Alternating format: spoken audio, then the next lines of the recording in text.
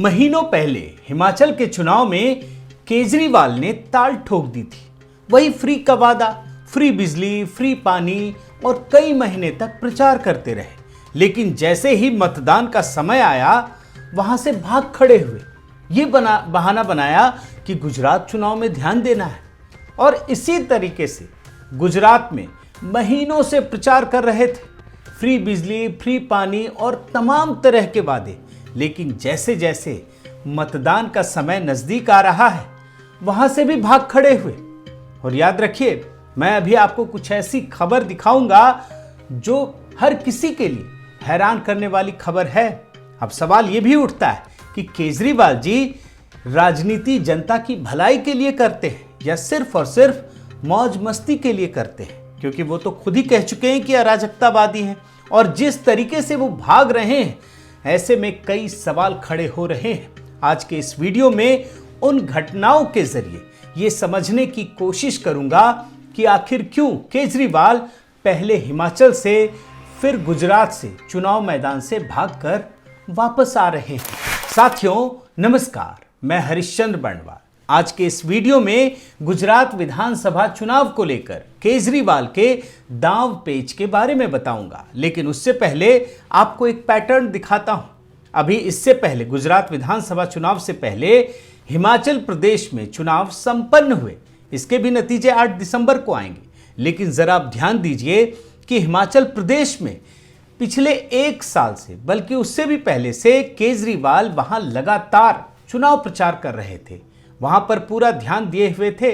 लेकिन जैसे ही पंजाब में चुनावी नतीजे आए, उसके बाद केजरीवाल 56 इंच लेकर वहां पहुंच गए कि अब तो दिल्ली मॉडल मैं हिमाचल प्रदेश में लागू करूंगा। लेकिन जैसे जैसे चुनाव की तारीख नजदीक आती गई, दोस्तों वहां पर केजरीवाल को अपनी हकीकत पता चल गई और वहां से केजरीवाल भाग खड़े हुए, क्योंकि हिमाचल की जनता ने उनसे मुंह मोड़ लिया। और आपको याद होना चाहिए दोस्तों कि जब हिमाचल प्रदेश में वो चुनाव प्रचार कर रहे थे ना, तो मीडिया ने खूब माहौल बनाया उनके लिए, ब्रह्मास्त्र बता रहे थे आम आदमी पार्टी को, केजरीवाल को वहां पर।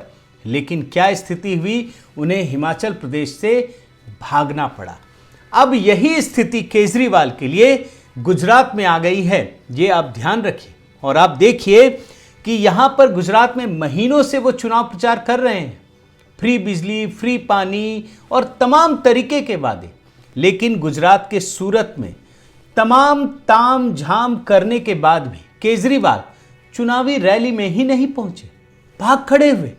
वहां तो पहुंचे ही नहीं। पंजाब में तो आपने देखा होगा कि रोड शो बीच में छोड़कर आए थे, यहां तो पहुंचे ही नहीं। और याद रखिए कि केजरीवाल की पार्टी ने ढोल नगाड़ों के साथ बकायदा ऐलान किया था कि केजरीवाल इस रैली को संबोधित करेंगे। लेकिन अंतिम समय में केजरीवाल पहुंचे ही नहीं, भाग खड़े हुए। केजरीवाल गुजरात चुनाव से इसलिए भी भाग रहे हैं क्योंकि उनके कारनामे और उनका चरित्र जनता के सामने खुलकर सामने आ रहा है। उन्होंने जिस पत्रकार को, जो इशूदान गढ़वी है, उन्हें मुख्यमंत्री पद का उम्मीदवार घोषित किया है। लेकिन उनके बारे में अब पता चल रहा है कि उन्हें शराब पीने के जुर्म में जनवरी महीने में गिरफ्तार किया गया था। और कहां गिरफ्तार किया गया, यह भी तो समझिए। महात्मा गांधी के प्रदेश में, जहां शराब पूरी तरह से प्रतिबंधित है। तो ये हैं इनके मुख्यमंत्री पद के उम्मीदवार। लेकिन जैसे ही पकड़ में आ गए, तो उसके बाद जानते हैं उनके नेता उन्हें बचाने में लग गए। ये आम आदमी पार्टी का चरित्र है। देखिए आप रिपोर्ट। आम आदमी पार्टी के नेता ने गुजरात में खुलेआम ये दावा किया कि शराब पीना बुरा नहीं है। अब केजरीवाल अपने साथियों के चरित्र पर जो दाग लगा है उसे छुड़ाएं, या जो एंटी हिंदू का धब्बा लग गया है उसे मिटाने की कोशिश करें। और आप देखिए कि जिस समय ये गुजरात में चीजें चल रही थी ना, तो जो हकीकत है, जो असलियत है, वो तो सामने आ ही जाती है। कितना आप दबाएंगे, क्योंकि सारे लोग तो वैसे ही भरे पड़े हैं। और यही वजह है कि दिल्ली में उनका एक कैबिनेट मंत्री राजेंद्र पाल गौतम भरी सभा में कैमरे के सामने लोगों को शपथ दिला रहा था हिंदू धर्म के खिलाफ, हिंदू देवी देवताओं के खिलाफ। आप देख लीजिए और उस मामले में क्या हुआ उस पर तो मैं खुद ही खुलासा कर चुका हूं। लेकिन उसी दौरान केजरीवाल गुजरात चुनाव प्रचार करने पहुंच गए और जब पहुंचे लोगों को पता चला तो उनके लिए जो पोस्टर लगाए गए थे उसमें क्या लिखा था, हिंदू विरोधी केजरीवाल वापस जाओ।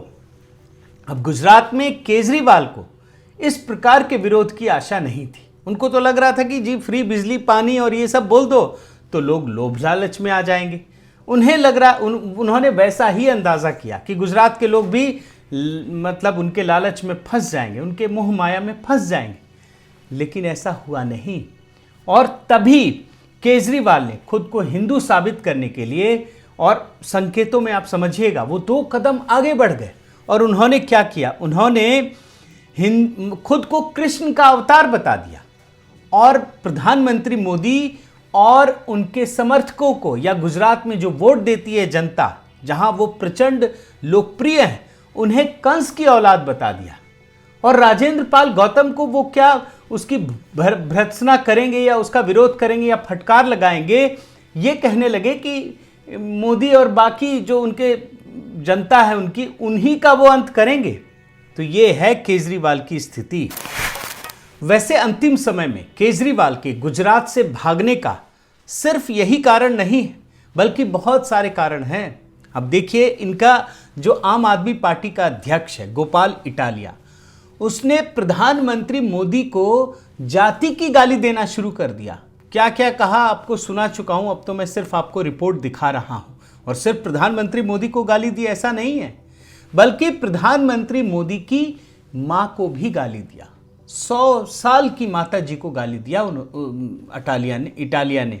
अब आप जरा सोचिए कि ये कौन सी राजनीति है, कौन सा पैटर्न है जिसको अरविंद केजरीवाल गुजरात में अपना रहे थे। और याद रखिए कि केजरीवाल ने आम आदमी पार्टी के इस नेता के बयान के बारे में कभी खुलकर कुछ नहीं कहा, बुराई नहीं की, क्योंकि वो जानते हैं ना कि इस देश में सनातन संस्कृति के प्रतीक के रूप में प्रधानमंत्री नरेंद्र मोदी को अधिकांश लोग देखते हैं, पूरा देश देखता है बल्कि। और प्रधानमंत्री मोदी को गाली देने का मतलब है कि जो सेक्युलर वोट है, तथाकथित जो मुस्लिम वोट है, वो केजरीवाल को बड़ी आसानी से मिल जाएगा। और यही सोच है, इसी मंशा के साथ गोपाल इटालिया ने फिर मंदिरों पर भी अटैक करना शुरू कर दिया। और क्या कहा आप देखिए कि मंदिरों में महिलाओं के साथ दुष्कर्म होते हैं। और गोपाल इटालिया सिर्फ इतने में सीमित नहीं रहे, जैसे केजरीवाल जी कहते हैं ना कि मैं अराजकतावादी हूं, तो वो भी अराजकतावादी बन गए। उन्होंने आगे बढ़ते हुए गुजराती समाज को ही गाली देना शुरू कर दिया और फिर जब बेलगाम हो गए तो इस देश के नागरिकों को भी गाली देना शुरू कर दिया। आप एक बहुत ही छोटा हिस्सा सुन लीजिए। મને તો એવું લાગે ગુજરાતમાં જેટલી દંભી પ્રજા છે, દેખાડા સિવાય કોઈ વાત નહીં, જે છે જ નહીં, ભારત દેશ જેટલી દંભી પ્રજા, નાટકબાજ, ઢોંગી, દેખાડા કરવા વાળી પ્રજા મને નથી લાગતું કે વિશ્વના કોઈ ખૂણામાં હશે। जाहिर है ये परिस्थितियां बन गई तो केजरीवाल ने अपने हिंदू विरोधी चेहरे को छिपाने के लिए और जनता को कंफ्यूज करने के लिए मुफ्त बिजली, मुफ्त पानी और तमाम तरह के दाव चलने शुरू कर दिए। और केजरीवाल ने इसके बाद गुजरात की महिलाओं को लालच देने के लिए 1000 रुपया भत्ता देने की बात कही फ्री में। और अब जानते हैं ना कि यही वादा उन्होंने पंजाब की महिलाओं से भी किया। कहा सरकार आने दो, तुरंत 1000 रुपये देने शुरू कर देंगे। लेकिन क्या हुआ, वो तुरंत अभी तक आया नहीं है। साल भर होने को हैं वहां पे सरकार के, लेकिन आज तक वहां की महिलाओं को 1000 रुपये नहीं मिले हैं। और दोस्तों, इसी वजह से जो गुजरात में केजरीवाल के सामने जो परिस्थितियां हैं ना, वो एकदम से पलटती जा रही हैं।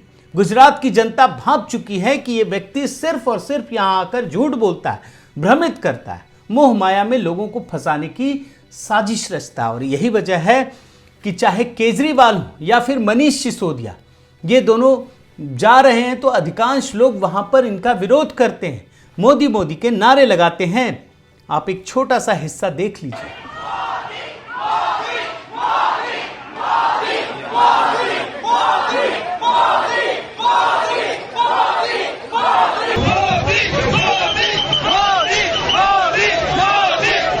जाहिर है अपने खिलाफ माहौल बनता देख अब केजरीवाल गुजरात से भी भाग रहे हैं, जैसे हिमाचल प्रदेश से भागे थे। हिमाचल प्रदेश भागते समय बहाना बनाया कि गुजरात में फोकस करना है, और अब जब गुजरात से भाग रहे हैं तो ये बहाना बना रहे हैं कि दिल्ली में एमसीडी चुनाव पर फोकस करना है। तो ये है केजरीवाल की असली राजनीति। साथियों, केजरीवाल की राजनीति जनता की सेवा या लोकतंत्र की सेवा का माध्यम नहीं है, बल्कि एक खेल है जिसे वो अपने जीवन के शुरुआती समय से ही करते आ रहे हैं। वो सीरियसली किसी काम को नहीं करते, बल्कि उससे भाग खड़े होते हैं। अब आप देखिए ना कि उन्होंने सबसे पहले इंजीनियरिंग की पढ़ाई की, लेकिन इंजीनियर नहीं बने, भाग खड़े हुए। उसके बाद वो यूपीएससी में उनका सिलेक्शन हुआ, जैसा कि वो कहते हैं इनकम टैक्स ऑफिसर बने, लेकिन वहाँ भी सेवा नहीं की, वहाँ से भाग खड़े हुए, स्वयं सेवी संस्था खोली। उसके बाद स्वयं सेवी संस्था में भी दिल लगाकर काम नहीं किया, वहाँ से भी भाग खड़े हुए आंदोलन खड़ा करने लगे, और आंदोलन में भी वो रुके नहीं, जैसा कि अन्ना जी आज भी रुके हुए हैं। आंदोलन के जरिए वो समाज सेवा कर रहे हैं, वो भी नहीं किया। आंदोलन के बाद वो राजनीति में कूद गए, और उसके बाद अब राजनीति में वो लगातार झूठ और झूठ बोलने का ही काम करते हैं। वो जितने वादे करते हैं उसका कोई भी वादा, अधिकांश वादा पूरा नहीं होता, लेकिन फिर भी वो दूसरे राज्यों में जाकर सिर्फ और सिर्फ झूठ बोलते हैं। अब केजरीवाल जानते हैं कि उन्हें यहाँ से भी भागना है, तो फिर झूठ बोलो या सच बोलो, उसका क्या लेना देना। और यही बात इस देश की जनता को समझने की ज़रूरत है। बहुत बहुत धन्यवाद। आपसे निवेदन है दोस्तों कि आप मेरे इस चैनल को ज़रूर सब्सक्राइब कीजिए, लाइक कीजिए, शेयर कीजिए, कमेंट कीजिए, और इस बेल आइकन को प्रेस करना मत भूलिएगा। नमस्कार।